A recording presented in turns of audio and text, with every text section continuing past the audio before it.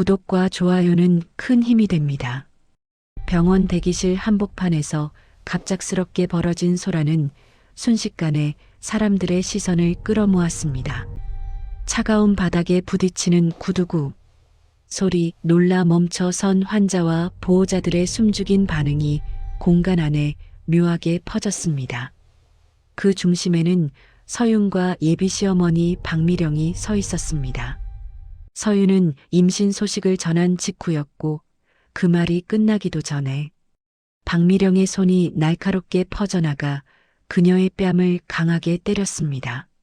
충격에 휩싸인 서윤의 몸이 옆으로 흔들리며 균형을 잃고 눈가가 뜨겁게 달아오르는 통증이 번졌습니다. 주변의 사람들이 놀라 손을 입에 가져다 대며 서로를 바라보았습니다. 지금 무슨 짓을 하시는 거예요? 서윤은 떨리는 목소리로 말했지만 그 말은 병원 안의 공기 속에서 빠르게 흩어졌습니다. 박미령의 표정은 차갑게 굳어 있었습니다. 눈은 서윤의 배를 향해 날카롭게 꽂혀 있었고 입술은 얇게 다물려 싸늘한 분노를 드러냈습니다. 그녀는 한 걸음 더 다가와 서윤을 내려다보며 귓가에 닿을 정도의 낮은 목소리로 말을 쏟아냈습니다. 저 아이가 정말 우리 집 혈통이라고 확신할 수 있어? 그 말은 서윤의 마음 깊숙한 곳까지 파고들어 가슴을 세게 조여왔습니다. 병원 대기실은 더 이상 안전한 공간이 아니었고 모든 시선이 자신에게 꽂힌 채로 서윤은 숨이 막힐 듯한 불안에 사로잡혔습니다. 서 있는 것조차 버거워진 서윤의 어깨가 점차 내려앉았습니다. 그녀는 주변을 둘러보며 도움을 구하듯 무언가를 찾았지만 그 누구도 끼어들 용기를 내지 못했습니다. 무기력하게 서 있는 예비신랑 민재조차 아무 말도 하지 못하고 시선을 피하고 있었습니다. 그의 무반응은 서윤의 마음을 더 아프게 했습니다. 말 좀 해봐, 민재야. 내가 지금 무슨 상황을 겪는 건데. 서윤의 목소리는 점점 가늘어졌습니다. 민재는 서윤의 눈을 잠시 마주쳤지만 금방 시선을 떨구었습니다. 그의 표정에는 혼란과 두려움이 얽혀 있었고 책임감보다는 회피에 가까운 기색이 묻어 있었습니다. 그는 입술을 달싹였지만 아무 말도 하지 못했습니다. 대기실 한쪽에서는 간호사가 황급히 다가와 상황을 파악하려 했습니다. 그녀는 떨리는 손으로 무전기를 잡고 내부 보안팀을 부르려는 듯 했지만 서윤은 그 모습을 보고 오히려 뒷걸음질 쳤습니다. 이 상황이 더 커지는 것을 원치 않았기 때문입니다. 괜찮아요. 그냥 가볼게요. 서윤은 애써 목소리를 가다듬었습니다. 대기실의 공기 전체가 무거워졌습니다. 사람들은 서윤이 떠나는 방향으로 자연스럽게 길을 내주었고 서윤은 자신의 배를 감싸주며 천천히 문 쪽으로 향했습니다. 문을 밀고 나서는 순간 찬바람이 얼굴을 스쳐가며 화끈거리던 뺨을 식혀주었습니다. 하지만 마음속의 상처는 깊어질 뿐이었습니다. 병원 밖으로 걸어나온 서윤의 다리는 휘청였고 눈앞이 흐릿해졌습니다. 그녀는 파란 하늘을 올려다보며 억눌렀던 눈물을 삼키려 했습니다. 하지만 감정은 더 이상 참을 수 없을 만큼 부풀어 올랐고 결국 눈물이 흐르기 시작했습니다. 주차장 한쪽에 기대어 서서 마음을 추스르려 했지만 머릿속에서는 방금 전 상황이 반복 재생되었습니다. 왜 나에게 이런 일이? 시간이 한참 흐른 뒤 겨우 정신을 가다듬은 서윤은 집으로 돌아가는 발걸음을 옮겼습니다. 버스 창문에 비친 자신의 모습은 지쳐 있었고 눈가에는 붉게 남은 손자국이 선명했습니다. 집 앞에 도착했을 때 때마침 문을 열고 나온 아버지 정호가 서윤의 얼굴을 보고 걸음을 멈추었습니다. 정호는 아무 말 없이 서윤의 얼굴을 천천히 살폈습니다. 그의 눈가에는 깊은 절망과 분노가 동시에 번졌습니다. 서윤은 아버지를 보자마자 무너져 내릴 듯한 감정이 차올랐습니다. 정호는 그녀의 어깨에 손을 얹어 집 안으로 조용히 이끌었습니다. 집안의 따뜻한 조명 아래 정호는 서윤의 얼굴에서 눈을 떼지 못했습니다. 서윤은 상황을 설명하려 했지만 목이 메어 제대로 말을 잇지 못했습니다. 정호는 조용히 딸을 안치고 물 한 잔을 건넨 뒤 아무 말 없이 방으로 들어가 서랍장을 열었습니다. 낡은 서류함을 꺼낸 그의 얼굴은 결심에 가득 찬 표정으로 굳어 있었습니다. 그 서류함 안에는 오랫동안 잠들어 있던 종이들이 가득했습니다. 정호는 그것들을 하나하나 꺼내 정리하기 시작했습니다. 서윤이 뒤에서 그 모습을 바라보며 놀랐지만 정호는 시선을 돌리지 않았습니다. 그는 담담한 표정으로 말했다. 걱정하지 마라. 내가 겪은 일 그냥 넘어가지 않겠다. 정호의 목소리는 낮았지만 단단했습니다.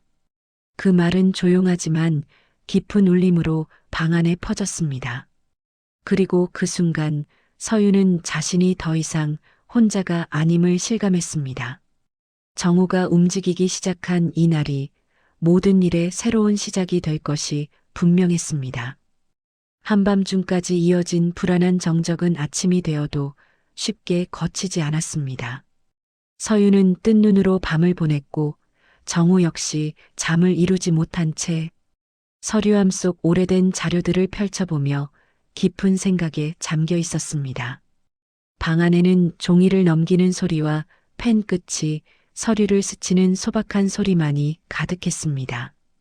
그는 과거의 기록을 다시 살펴보며 지금의 사돈댁, 즉 한명그룹과 얽힌 정보들을 하나씩 짚어나갔습니다. 정호는 겉으로는 평범한 정비소 사장이었지만 그가 과거 대기업 전략기획실에서 다뤘던 업무는 결코 가벼운 것이 아니었습니다.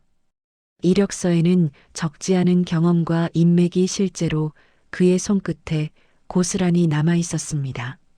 아침이 되자 정호는 평소와 다름없는 표정으로 집을 나섰습니다. 서윤은 아버지의 이상한 기운을 느꼈지만 그가 떠올리는 지난날의 흔적이 얼마나 큰 파장을 일으킬 수 있을지 상상조차 하지 못했습니다. 정호는 한적한 카페로 향했습니다. 한동안 연락이 없던 옛 동료들을 만나기 위해서였습니다. 카페 한쪽 자리에는 이미 2명의 노련한 얼굴들이 자리 잡고 있었습니다. 금융권에서 잔뼈가 굵은 은퇴 임원들과 오랜 기간 서로의 능력을 인정해온 사이였습니다. 세 사람은 오랜만에 만났지만 대화는 곧바로 현재로 이동했습니다. 정호는 조용히 서류 한 장을 꺼내 테이블 위에 올려놓았습니다. 그 서류에는 한명그룹의 최근 5년간 재무 흐름과 부채 구조가 정리돼 있었습니다. 두 임원은 자료를 살펴보며 점점 굳은 표정을 드러냈습니다. 표면적으로는 탄탄해 보이는 기업이었지만 확장 사업의 무리한 투자와 내부 구조의 불안정이 서류 곳곳에서 드러나고 있었습니다. 정호는 자신이 서윤에게 일어난 일을 이야기하며 협조를 요청했습니다. 노련한 금융인들은 단번에 상황을 이해했습니다. 그들은 오랫동안 살아온 경험을 바탕으로 잘못된 행동에 대한 대가가 반드시 필요하다는 사실을 누구보다 잘 알고 있었습니다. 한명그룹이 얼마나 취약한 상태인지 알고 있었기에 이 사건이 어떤 식으로 균열을 만들 수 있을지 빠르게 계산해냈습니다. 정호가 요청한 것은 단순한 도움이 아니라 철저한 이해관계 조정이었습니다.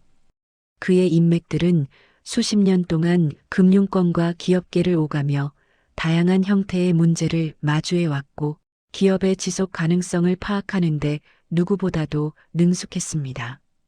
그들 사이에서 오랫동안 유지된 신뢰는 이번 상황을 조금도 망설이지 않게 만들었습니다. 세 사람은 간단한 결론을 내리고 움직이기로 했습니다. 한편 같은 시각, 서윤은 집에서 조용히 하루를 보내려 했습니다. 몸과 마음은 여전히 불안정했고 대기실에서의 충격이 계속해서 떠올랐습니다. 손등에는 긴장한 흔적이 그대로 남아 있었고 눈가에는 밤새 지운 눈물 자국이 담겨 있었습니다. 그녀는 계속해서 인터넷을 찾아보며 임신 초기의 몸 관리에 대해 공부했지만 집중하기 어려웠습니다. 휴대전화에는 민재가 보낸 몇 통의 메시지가 남아 있었지만 서유는 열어보지 않았습니다. 그 시간 동안 외부에서는 이미 작은 파문이 일어나고 있었습니다. 병원에서 벌어진 일이 목격자들의 글을 통해 온라인 커뮤니티에 하나둘씩 올라오면서 사람들은 누가 옳고 그른가에 대해 의견을 나누기 시작했습니다. 특히 병원 CCTV가 있다는 사실은 많은 관심을 끌었고 상황을 직접 보지 못한 사람들조차도 서윤을 지지하는 분위기로 기울기 시작했습니다. 서윤은 이 사실을 알고 싶지 않았지만 어디선가 들려오는 알림음들이 그녀를 현실로 끌어올렸습니다. 한명그룹 내부에서도 장기적으로 쌓여있던 불안 요소들이 조금씩 표면으로 떠오르고 있었습니다. 어제까지 아무 문제가 없던 납품 업체들이 오늘은 서류 처리 속도를 늦추거나 추가 검토를 요구하기 시작했습니다. 관리팀은 평소와 다른 흐름을 감지했지만 이를 단순한 우연으로 넘기려 했습니다. 하지만 전문가라면 단번에 알아챌 수 있는 조짐들이었습니다. 내부 회의실에서는 담당자들이 서로 의견을 교환하며 작은 혼란이 일기 시작했습니다. 정우는 카페에서 나온 후 작은 골목길을 천천히 걸었습니다. 그의 얼굴에는 오랜 결심이 묻어 있었습니다. 과거의 인맥이 다시 움직이기 시작했고 이들의 협조는 단순한 우정이 아니라 명확한 시스템 위에서 이루어지는 연쇄 반응이었습니다.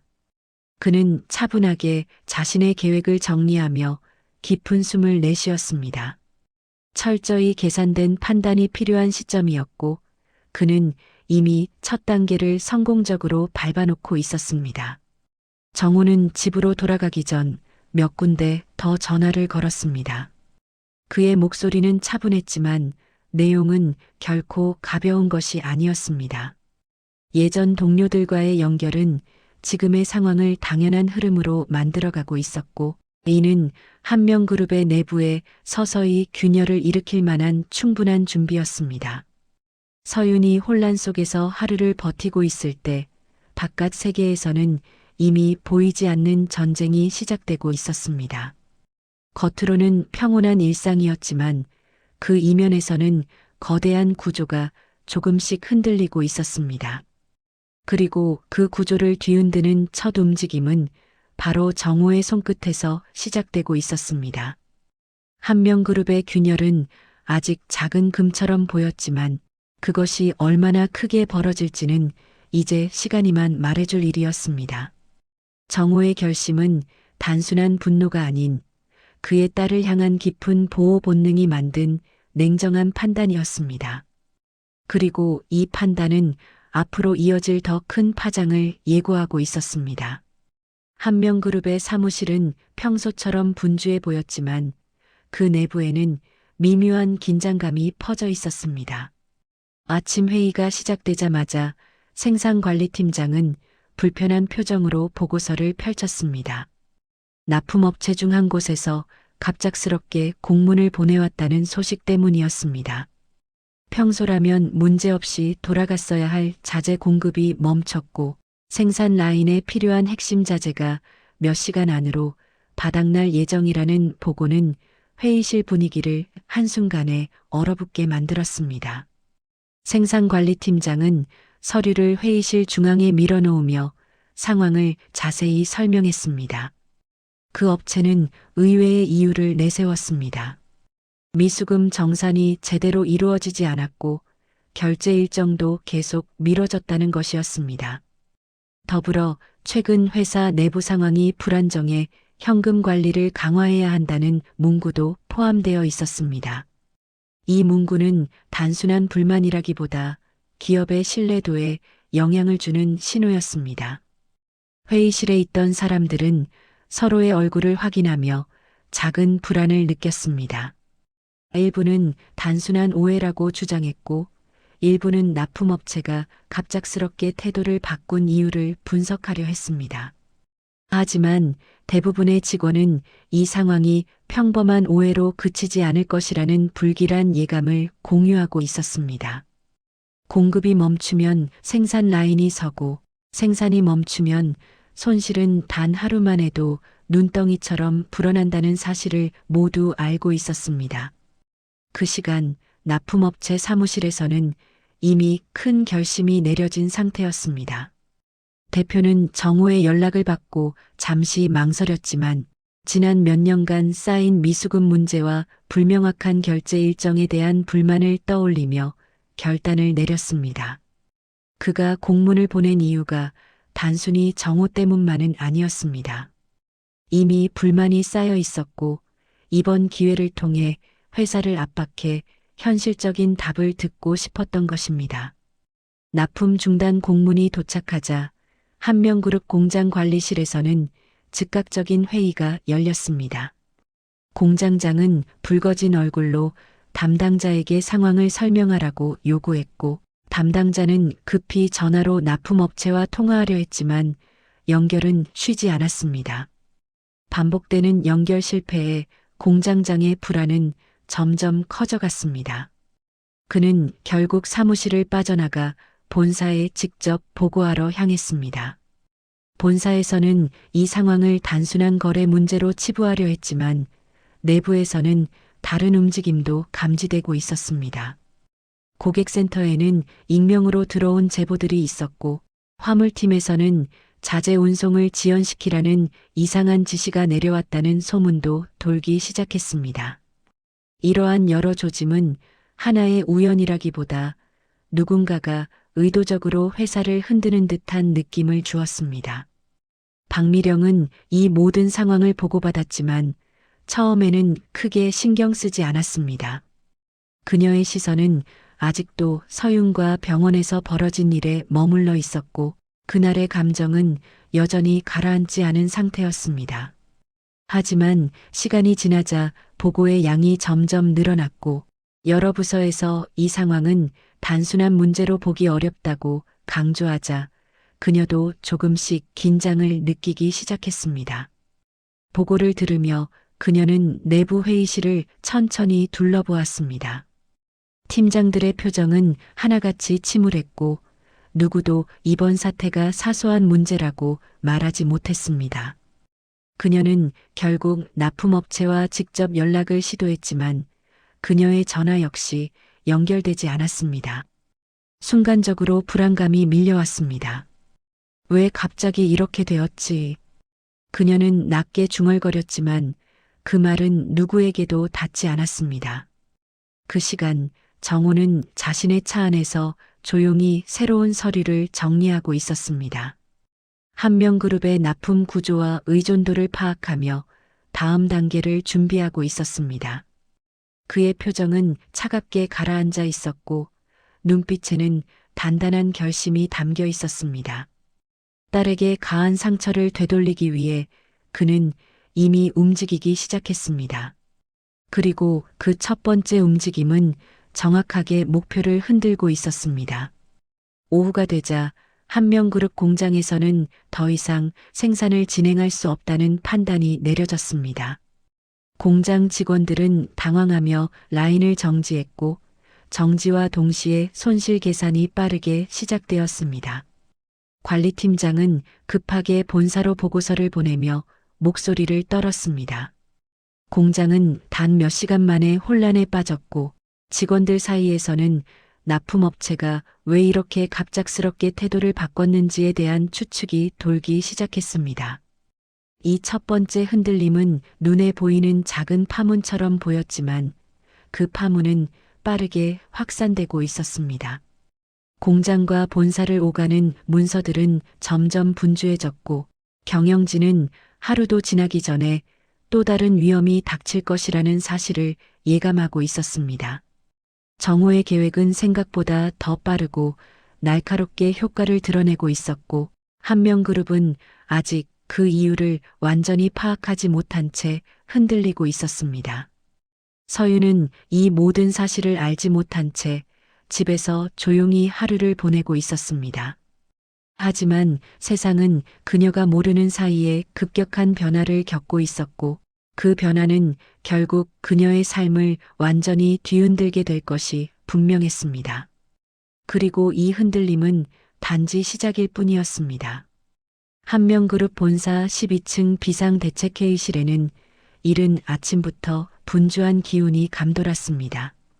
전날 발생한 납품 중단 사태는 단순한 거래 문제로 보기에는 너무 갑작스러웠고 이미 공장 라인이 멈추며 발생한 손실이 보고서로 정리되어 올라오고 있었습니다. 서류 위에는 예상 손실액과 생산 지연으로 인한 차질이 빨간 글씨로 강조되어 있었고 담당자들은 긴장한 표정으로 자리에 앉아 있었습니다. 회의실의 공기는 무겁게 내려앉아 있었고 벽면 스크린에는 각 부서의 긴급 보고 자료가 가득 펼쳐져 있었습니다. 회계팀장이 가장 먼저 입을 열었습니다. 그는 두꺼운 서류철을 앞에 두고 서류의 한 페이지를 넘기며 회사의 재무 흐름이 이미 상당히 경직돼 있다는 사실을 조심스럽게 언급했습니다. 회사는 겉으로는 건재해 보였지만 실질적으로는 무리한 확장과 투자로 인해 유동성이 크게 떨어져 있었고 최근 납품 중단이 그 불안정성을 극단적으로 드러내고 있었습니다. 팀장은 목소리를 낮춰 이번 사태가 장기화되면 회사의 신용 등급에도 영향을 미칠 수 있다는 보고를 덧붙였습니다. 회의실 안에 있는 사람들의 표정은 점점 어두워졌습니다. 이어 법무팀장이 자리에서 일어나 한 가지 정보를 공유했습니다. 전날 오후부터 익명의 제보가 들어오기 시작했고 내부 문건 유출 가능성을 제기하는 글이 온라인에서 빠르게 퍼지고 있다는 것이었습니다. 이 글은 사실 여부는 확인되지 않았지만 회사 내부의 비리 의혹이 언급되어 많은 사람들의 관심을 끌고 있었습니다. 법무팀장은 이를 단순한 루머로 치부할 수 없으며 조기에 대응하지 않으면 큰 파장을 일으킬 수 있다고 강조했습니다. 박미령이 회의실에 들어오자 회의는 잠시 중단되었습니다. 그녀는 평소와 달리 지친 기색을 감추지 못한 표정이었습니다. 그녀가 자리에 앉자 팀장들이 긴급 보고를 이어갔습니다. 하지만 박미령은 처음에는 이 모든 상황을 우연히 겹친 결과라고 생각하려 했습니다. 그녀는 사내 분위기를 파악하려고 주변 팀장들의 표정을 살폈지만 느껴지는 공포와 불안이 그녀의 판단을 흔들었습니다. 아무리 강한 사람이라도 회의실을 감싸는 분위기만큼은 부정할 수 없었습니다. 박미령은 납품업체에 다시 연락을 시도했지만 여전히 연결되지 않았습니다. 그녀의 눈썹 사이에는 깊은 주름이 생겼고 손끝에는 점점 긴장감이 묻어났습니다. 무엇보다 불안했던 것은 익명 제보의 내용이 내부에서만 알 수 있는 정보와 묘하게 맞물려 있다는 사실이었습니다. 내부에서 누군가 정보를 흘리고 있다는 의심이 그녀의 마음속에서 커져갔습니다. IT 보안팀장은 익명 제보와 관련해 본사 서버를 점검하고 있음을 보고했습니다. 그는 최근 접속 기록 중 외부에서 접근한 흔적이 있어 확인 중이라고 했고 이 상황이 단순한 내부 문제인지 외부의 공격인지 아직 확신할 수 없다고 말했습니다. 보고를 듣는 동안 회의실 안의 사람들은 서로를 바라보며 작은 속삭임을 주고받았습니다. 일각에서는 누군가 회사의 약점을 노리고 있다는 의심이 조용히 퍼졌습니다. 공장에서는 이미 납품 중단으로 인한 문제들이 한층 더 심각해지고 있었습니다. 각 부서에서 문제를 해결하기 위해 직원들이 움직이고 있었지만 상황이 악화되는 속도는 그들의 노력보다 빠르게 진행되었습니다. 자재 보관 창고에서는 직원들이 부족한 자재를 확인하느라 분주했고 관리팀에서는 잇따라 취소되는 작업 계획을 새롭게 조정하느라 혼란에 빠져 있었습니다. 때때로 직원들 사이에서 이건 그냥 우연이 아닌 것 같다는 말이 들리기도 했습니다. 본사에서도 비슷한 분위기가 이어지고 있었습니다. 온라인 제보의 내용은 점점 확산되었고 회사의 주가는 오전장이 시작되자마자 소폭 하락했습니다. 주주들 사이에서도 불안한 움직임이 감지되기 시작했고 일부는 회사의 현재 상태에 대해 문의 전화를 걸어오기도 했습니다. 경영진은 이 모든 상황을 단번에 잠재우려 했지만 불씨는 이미 곳곳에 번지고 있었습니다. 이 모든 상황 속에서 정우는 조용히 다음 단계를 준비하고 있었습니다. 그는 오래된 인맥들을 다시 연결하며 정보를 취합했고 회사의 구조적 문제를 파악하기 위해 몇 가지 중요한 자료를 정리했습니다. 그의 손끝은 차분하면서도 단단한 결심으로 움직였습니다. 정우는 한명그룹의 불안정성이 곧 큰 폭발로 이어질 것임을 알았고 이를 정확한 순간에 드러낼 준비를 하고 있었습니다. 오후가 되자 회사의 불안은 더욱 증가했습니다. 팀장들은 하나둘씩 서로의 사무실을 오가며 상황을 공유했고 관리팀에서는 한명그룹이 최근 몇 달간 결제일을 미뤄왔다는 소문이 사실임을 확인했습니다. 이 사실은 내부에서도 충격을 주었습니다. 재무 흐름이 불안정해진 회사는 작은 흔들림에도 취약할 수밖에 없었습니다. 회의실에서는 다시 한번 긴급 회의가 소집되었습니다.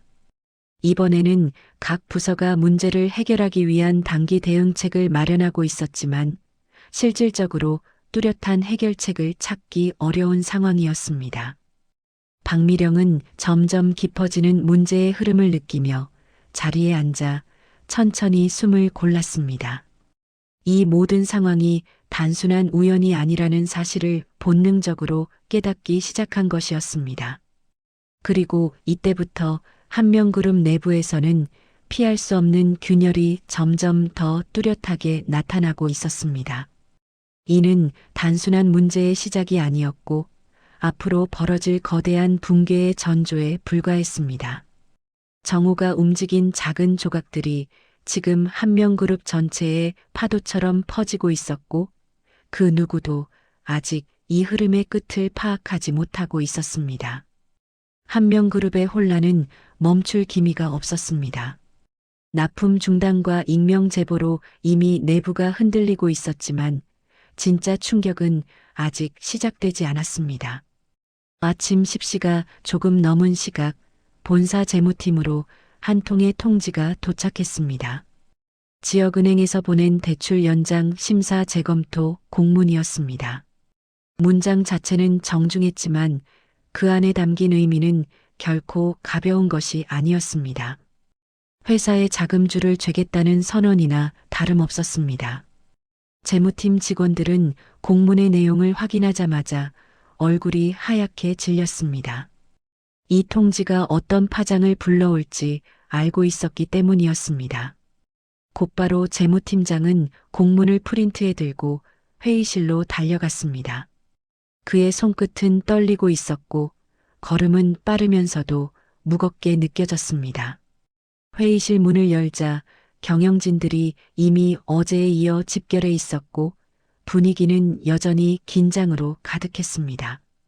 재무팀장은 자리에 앉자마자 공문을 회의실 중앙에 내려놓았습니다. 모두가 한 장의 종이에 시선을 집중했습니다.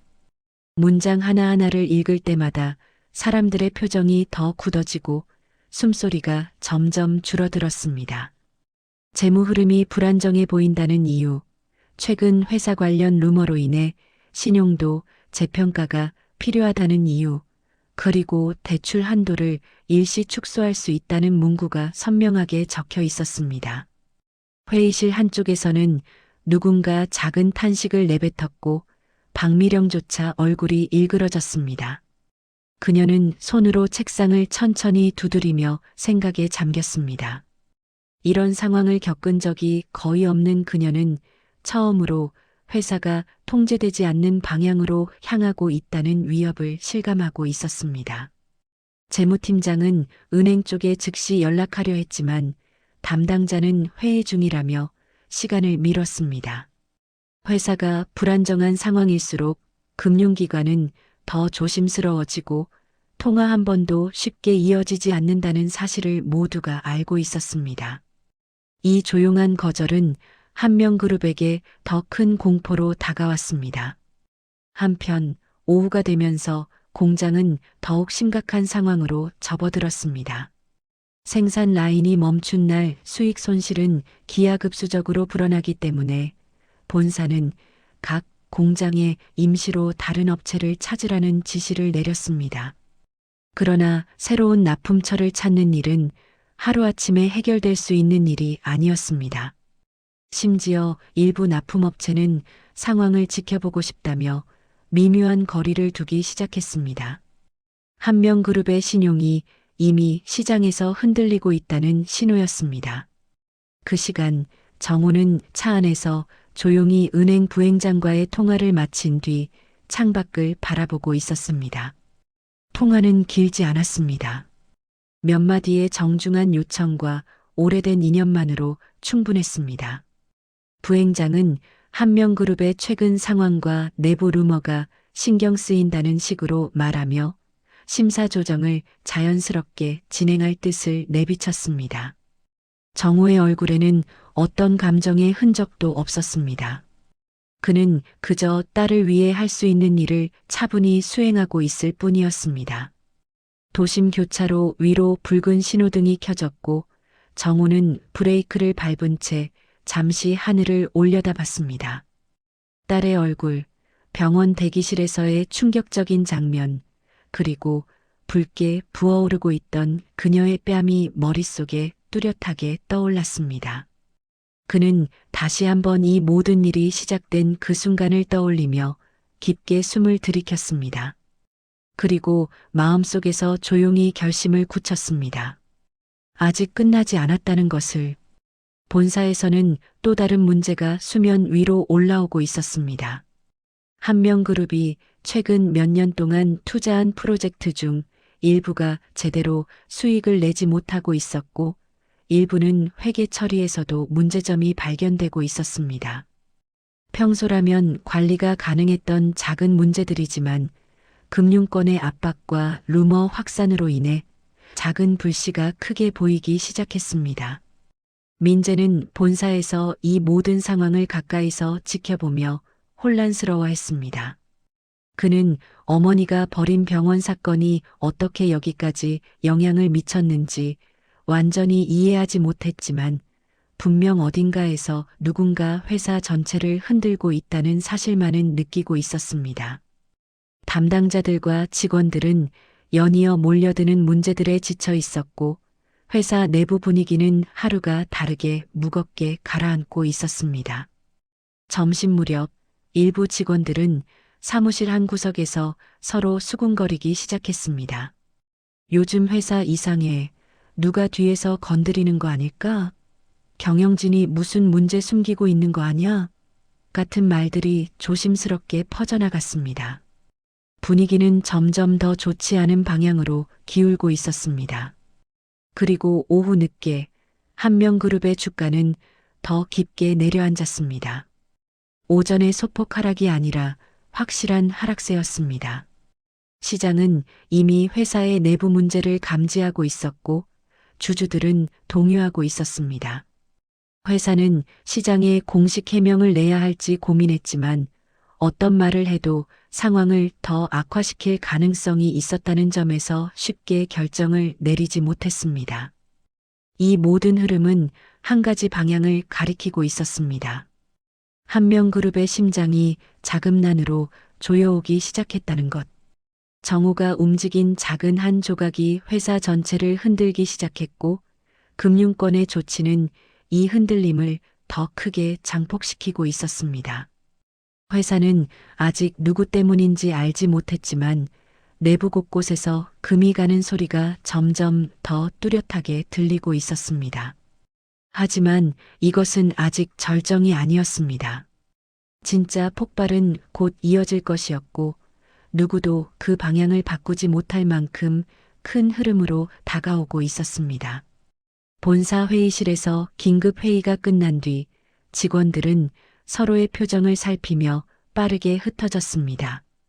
경영진들은 오후 내내 이어지는 문제에 몰려 지친 기색이 역력했고 각 부서 팀장들은 재정비를 위해 자리로 돌아갔지만 마음속 불안은 쉽게 가라앉지 않았습니다. 회사 내부에서는 이미 작은 균열이 여러 갈래로 퍼지고 있었고 누군가가 눈에 보이지 않는 손으로 상황을 흔들고 있다는 소문이 복도 곳곳을 떠돌고 있었습니다. 직원들은 속삭이며 불안한 눈빛을 교환했고 업무용 메신저에는 혹시 들었어? 라는 말이 계속해서 오르내렸습니다. 이 시각 정호는 오래된 서류 가방을 챙겨 들고 작은 단독주택 앞에 서 있었습니다. 벽돌이 군데군데 벗겨진 이 집은 오랫동안 사람이 드나들지 않은 듯 조용했고 앞마당에는 낙엽이 쌓여 있었습니다. 그는 초인종을 누르고 잠시 기다렸습니다. 문 안쪽에서 느릿한 발걸음이 다가오는 소리가 들렸고 문이 조금 열린 틈 사이로 세월의 흔적이 깊게 새겨진 남자의 얼굴이 드러났습니다. 수십 년 전 함께 일했던 회계 담당자였습니다. 정말 오랜만이네. 남자는 정호의 얼굴을 확인하자 싸늘한 긴장감과 안도감이 겹친 눈빛을 보였습니다. 정호는 짧게 인사를 나눈 뒤 집 안으로 들어갔습니다. 좁은 거실 중앙에는 작은 테이블과 오래된 소파가 놓여 있었고 창문 틈으로 오후의 희미한 햇빛이 비스듬히 들어왔습니다. 두 사람은 아무 말 없이 테이블 앞에 마주 앉았고 정호는 천천히 이야기를 꺼냈습니다. 그는 한명그룹이 현재 어떤 상황에 놓여 있는지 설명했고 남자는 이야기를 들으며 손가락을 떨었습니다. 남자의 표정은 복잡했습니다. 그는 오래전 자신이 처리했던 문서와 비자금 회계 조작에 대해 기억하고 있었습니다. 당시에는 명령에 따랐을 뿐이지만 시간이 지나며 마음속에 죄책감이 쌓였고 회사 내부의 문제를 알고 있음에도 말하지 못했던 무거운 짐이 여전히 그의 어깨에 남아 있었습니다. 정호는 그의 부담을 줄이기 위해 조용히 고개를 끄덕였습니다. 이제는 모든 것을 바로 잡아야 할 때입니다. 정호의 낮고 단단한 말은 남자의 마음 깊은 곳을 울렸습니다. 잠시 침묵이 흘렀고 남자는 결국 천천히 자리에서 일어나 창고로 향했습니다. 오랫동안 열지 않았던 서류 상자를 꺼내 테이블 위에 올렸고 그 안에서 작은 금속 USB 하나를 꺼냈습니다. USB는 녹슨 듯 오래된 모습이었지만 그 안에 담긴 자료는 회사의 방향을 완전히 바꿔놓을 수 있는 핵심 정보였습니다. 남자는 USB를 테이블 위에 올려놓고 깊게 숨을 내쉬었습니다. 이걸 계속 가지고 있는 게 괴로웠습니다. 하지만 누가 먼저 꺼낼 용기는 없었어요. 정호는 USB를 천천히 손에 쥐었습니다. 작은 장치였지만 이 하나가 거대한 구조를 무너뜨릴 마지막 조각이 될 수 있었습니다. 그는 자리에서 일어나 감사의 인사를 전했고 남자도 조용히 고개를 숙였습니다. 두 사람은 서로를 바라보며 오랫동안 눌러왔던 감정을 말없이 나누었습니다. 한편 그 시간 한명그룹 내부에서는 또 다른 이상한 징후가 포착되고 있었습니다. IT 보안팀이 서버 점검을 하던 중 이상한 데이터 접근 기록을 발견했고 내부에서도 누군가 특정 자료에 반복적으로 접근하는 흔적이 보였습니다.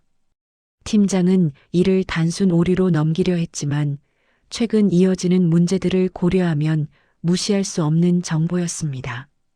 그는 법무팀에 이를 보고했고 법무팀 역시 내부 기밀이 외부로 흘러나가는지 여부를 조사하기 위해 별도의 태스크포스를 꾸렸습니다.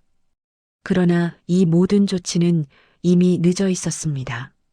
정우가 확보한 USB 안에는 한명그룹의 비자금 조성, 부실 회계 자료, 외주 업체를 이용한 자금 세탁 흔적 등이 생생하게 기록되어 있었습니다.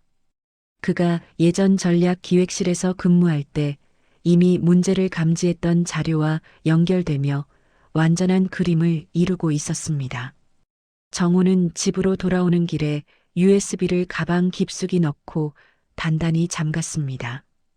차 안에는 잔잔한 라디오 음악이 흘러나왔지만 그의 마음은 차분한 고요 속에서 결심을 더욱 굳히고 있었습니다.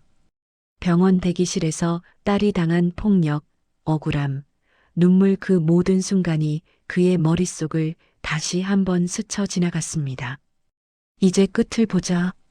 그는 조용히 속삭이며 핸들을 잡았습니다.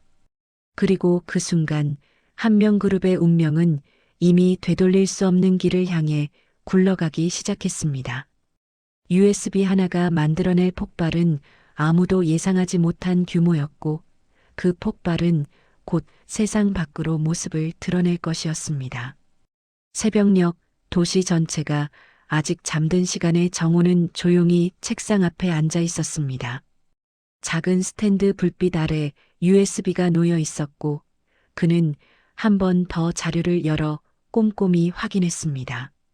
숫자 하나, 문장 하나, 날짜 하나까지 단단하게 맞물려 있었고 그 어떤 허점도 찾기 어렵게 정리되어 있었습니다.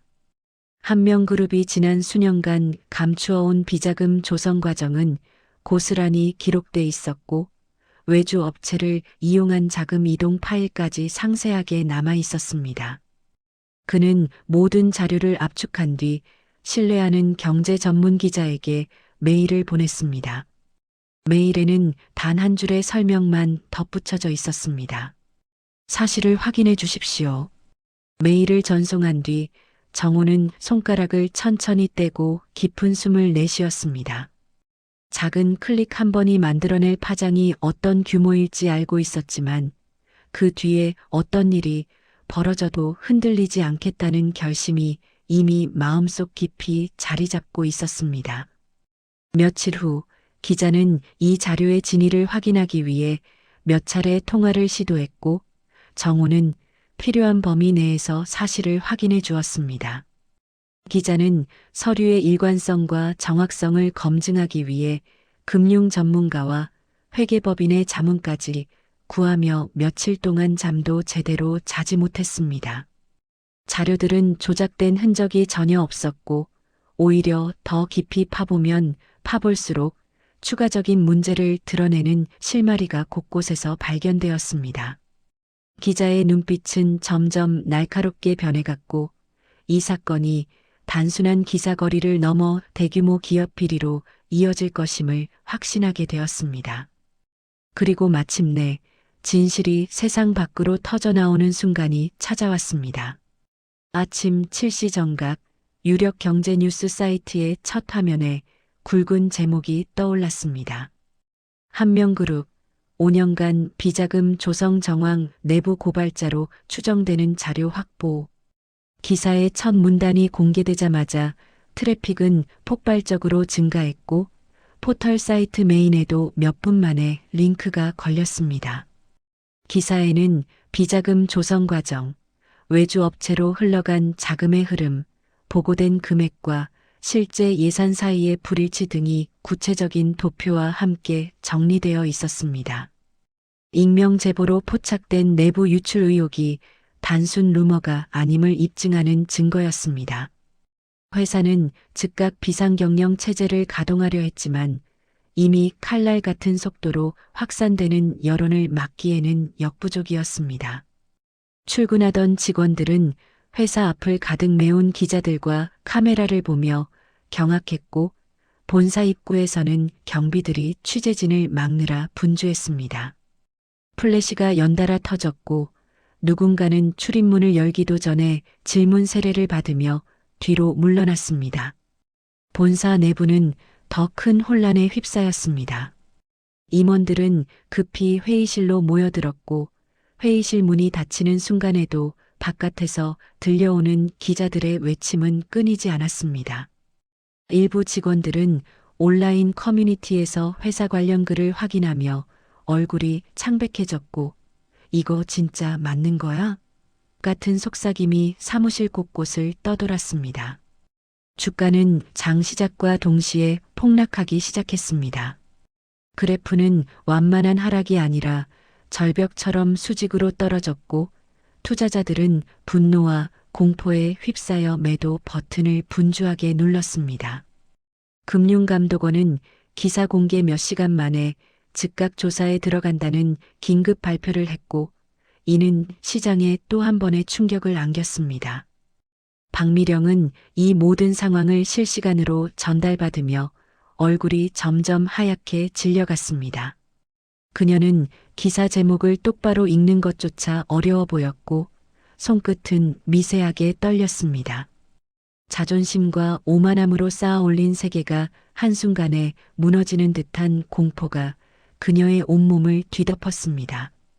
그녀는 방안을 서성이며 대체 누가 이런 짓을이라는 말을 반복했지만 익명 고발이라는 단어는 그녀의 생각을 점점 더 혼란스럽게 만들 뿐이었습니다. 민재는 직원들이 모여 웅성거리는 공간에서 혼자 멍하니 모니터를 바라보고 있었습니다. 습관적으로 손을 들어 머리를 감싸 쥐었지만 그런 행동이 아무 도움도 되지 않는다는 사실을 알고 있었습니다. 그가 알고 있던 안정적인 가문, 든든한 기업, 당연히 유지될 것만 같던 미래가 순식간에 부서지고 있었습니다. 그 순간 그는 서윤의 얼굴을 떠올렸습니다.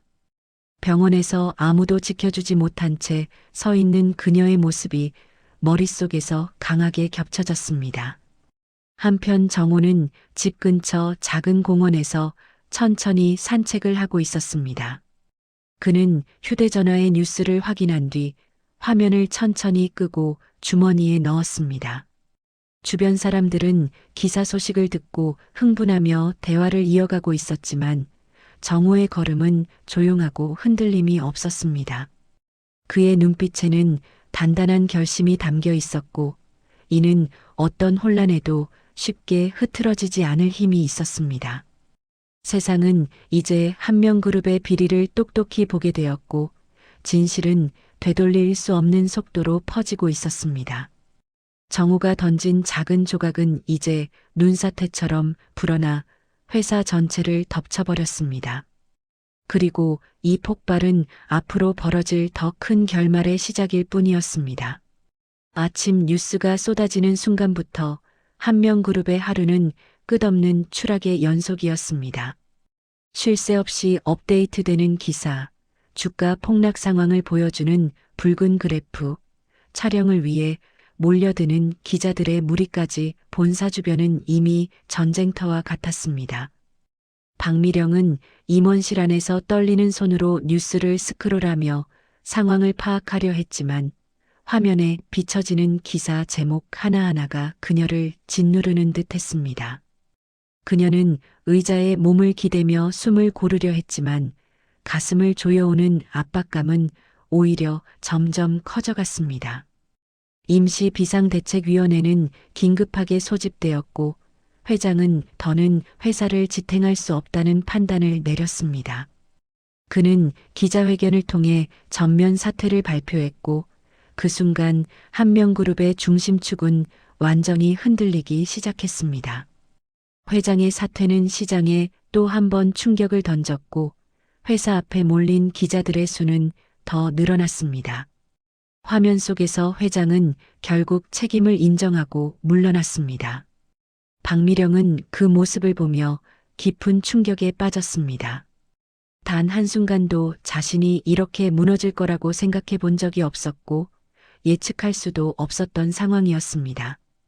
본사 복도에서는 직원들이 빠르게 움직이며 혼란을 정리하려 했지만 그들 모두의 얼굴에는 공포와 피로가 짙게 배어 있었습니다.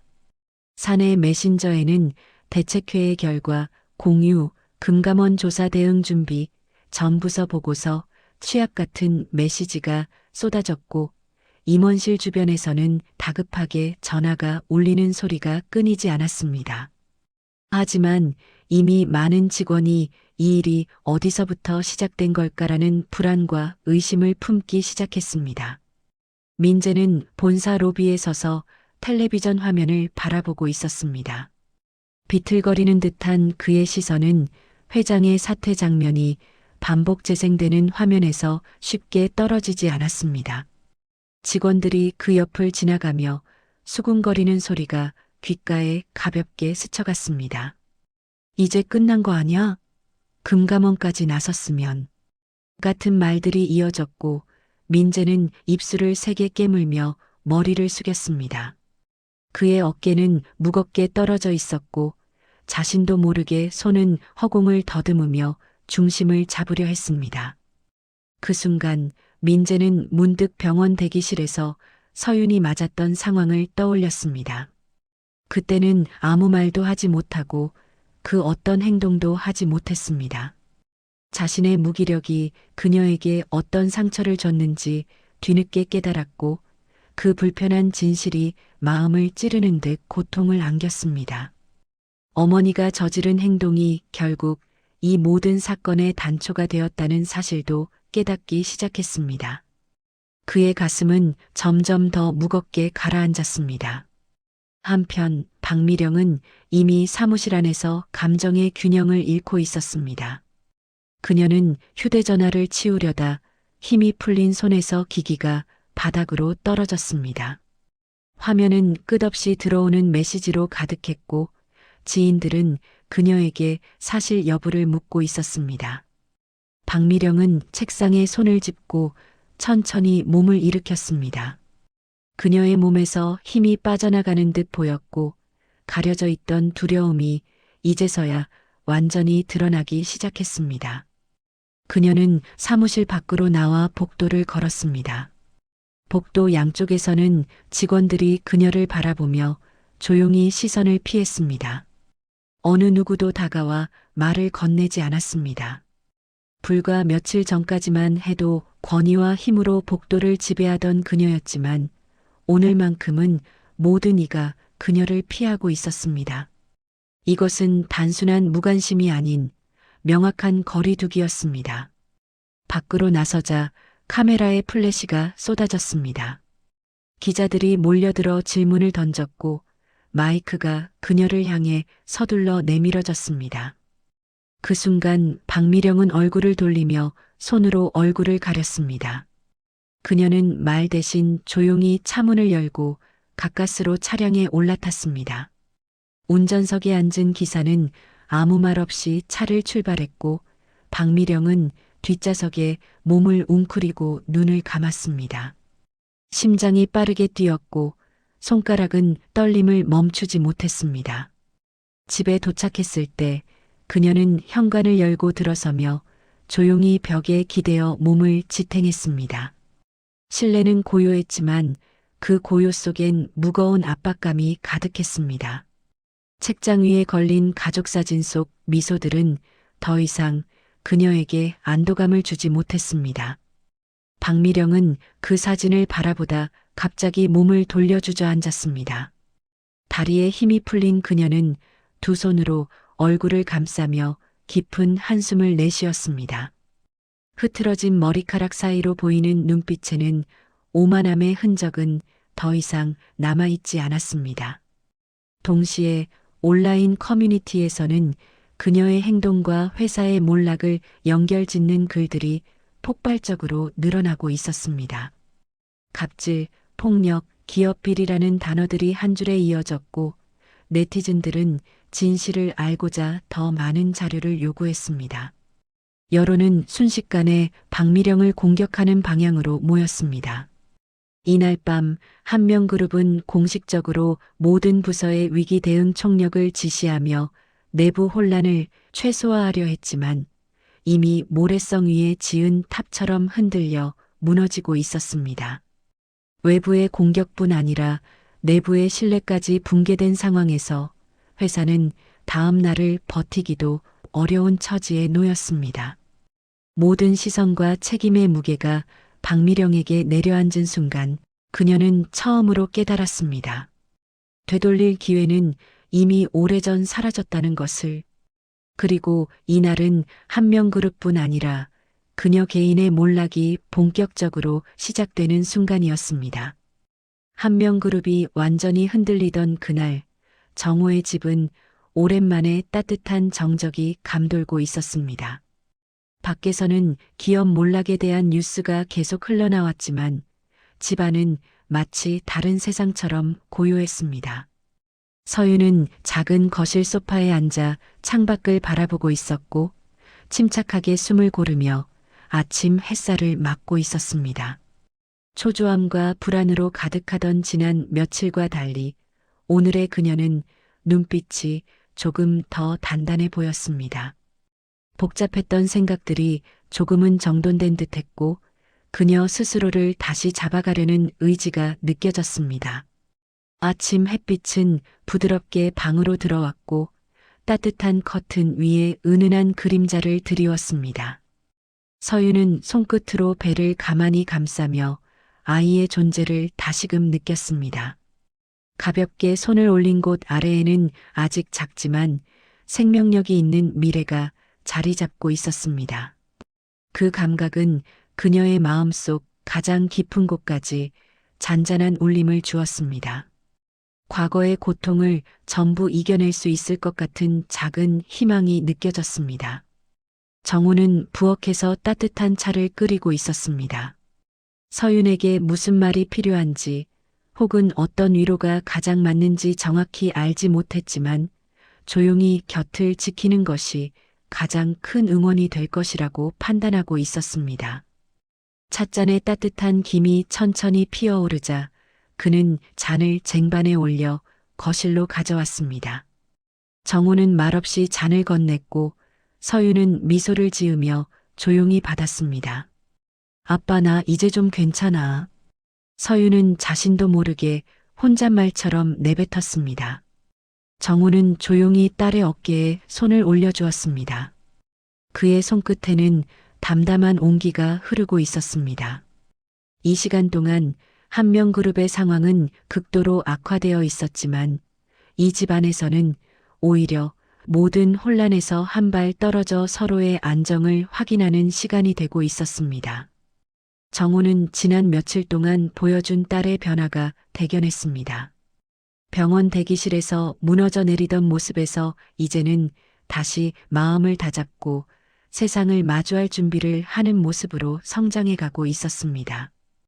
오전이 지나며 서윤은 병원 예약 시간이 다가오자 천천히 준비를 시작했습니다. 거울 앞에서 머리를 고르고 얇은 화장을 하며 자신의 얼굴을 바라보았습니다. 표정은 여전히 조금 지쳐 있었지만 그 안에 있는 마음은 분명 한층 차분해져 있었습니다. 정우는 딸이 준비를 마치는 모습을 멀리서 보고 조용히 고개를 끄덕였습니다. 병원으로 향하는 차 안에서 두 사람은 말없이 창밖 풍경을 바라보았습니다. 늦가을 바람이 나뭇잎을 흔들고 있었고 거리는 평소와 다름없이 분주했습니다. 하지만 이 평범한 풍경이 서윤에게는 오랜만에 느껴보는 안정의 기운으로 다가왔습니다.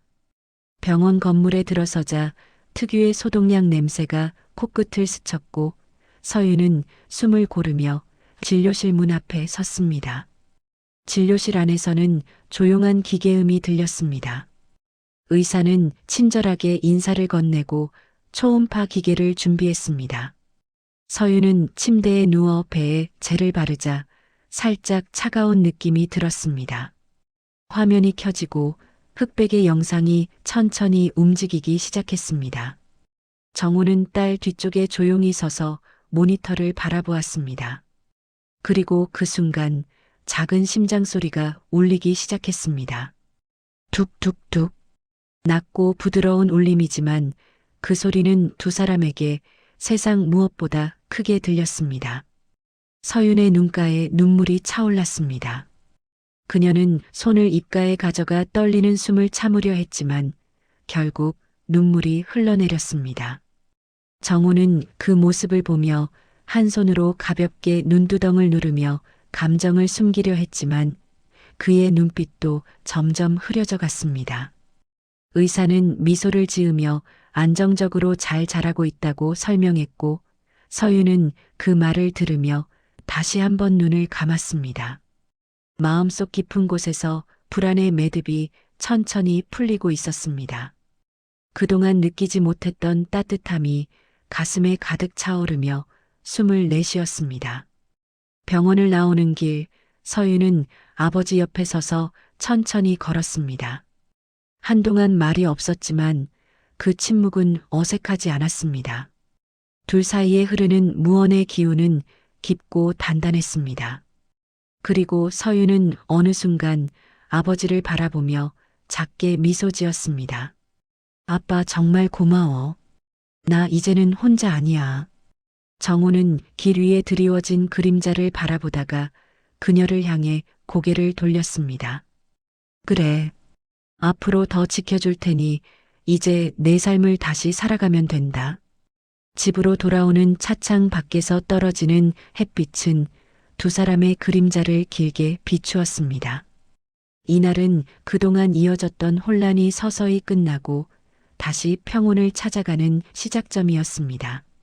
무너졌던 마음이 복구되고 잃어버렸던 안정이 되돌아온 순간이었습니다. 그리고 그 평온 속에서 두 사람은 각자의 가슴 깊은 곳에서 느꼈습니다. 이제 진짜로 다시 시작할 수 있다는 사실을. 늦겨울의 찬바람이 가라앉기 시작한 오전, 산부인과의 교육실 안에는 따뜻한 열기가 퍼져 있었습니다. 서윤과 정호는 예약한 출산 교육에 참석하기 위해 함께 자리했습니다. 교육실 중앙에는 둥근 조명이 은은하게 켜져 있었고 그 아래 작은 매트와 인형들이 가지런히 놓여 있었습니다. 기다리던 다른 부부들도 속속 자리했고 교육을 맡은 간호사는 밝은 목소리로 준비를 마무리하고 있었습니다. 정호는 처음 접하는 공간과 분위기에 약간은 어색한 듯 주변을 둘러보았습니다. 익숙하지 않은 도구들과 인형들, 그리고 설명 자료가 빼곡히 놓인 탁자들이 눈에 들어왔습니다. 그럼에도 그는 딸이 불편해하지 않도록 일부러 침착한 표정을 유지하며 옆자리에 조용히 앉았습니다. 서윤은 그런 아버지를 바라보며 고개를 숙여 작은 미소를 지었습니다. 이 자리에 함께 있다는 사실만으로도 마음이 든든해졌습니다. 교육이 시작되자 간호사는 출산 과정과 태아의 변화에 대해 차분히 설명했습니다. 스크린에는 초음파 이미지와 신생아 케어 영상이 차례로 재생되었고 다른 부모들은 메모를 하거나 고개를 끄덕이며 집중했습니다. 서윤은 설명을 들으며 자신의 배를 자연스럽게 감싸 안았습니다. 마음 깊은 곳에서 따뜻한 보호 본능이 피어올랐고 곧 부모가 될 준비가 조금씩 현실로 다가오는 것을 느꼈습니다. 정호는 생전 처음 보는 출산 장면과 육아 교육을 차분히 지켜보고 있었습니다. 세월 동안 수많은 사람을 만나고 많은 일을 겪어보았지만 이 순간만큼은 낯설고 경건했습니다. 그는 책상을 가볍게 두드리며 간호사의 설명을 따라가려 애썼습니다.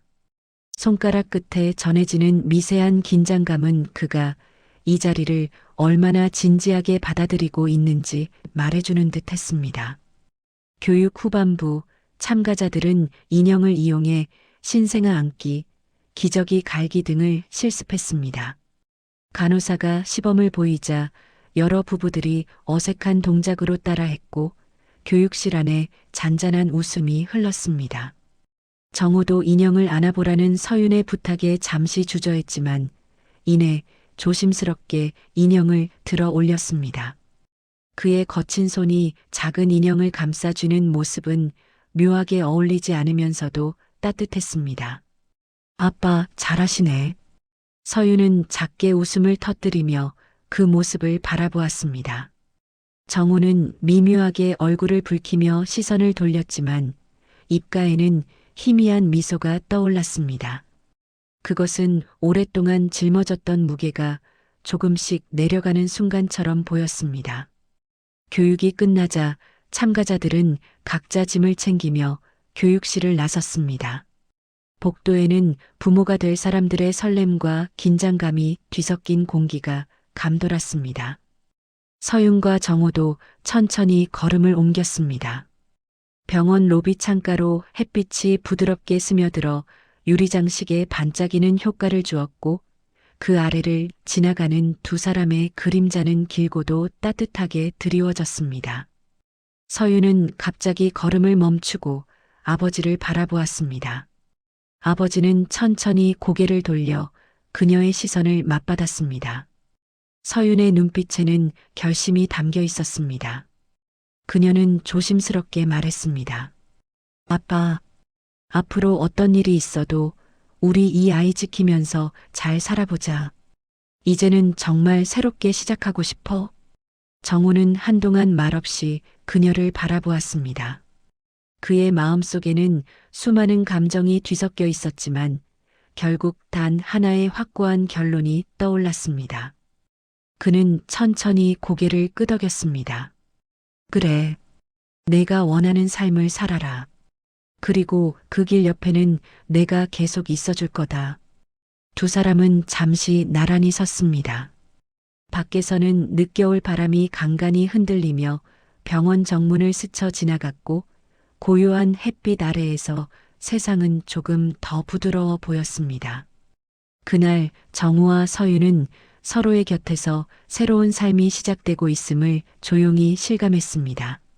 무너진 가문도 상처도 억울함도 이제는 과거의 그림자가 될 뿐이었습니다.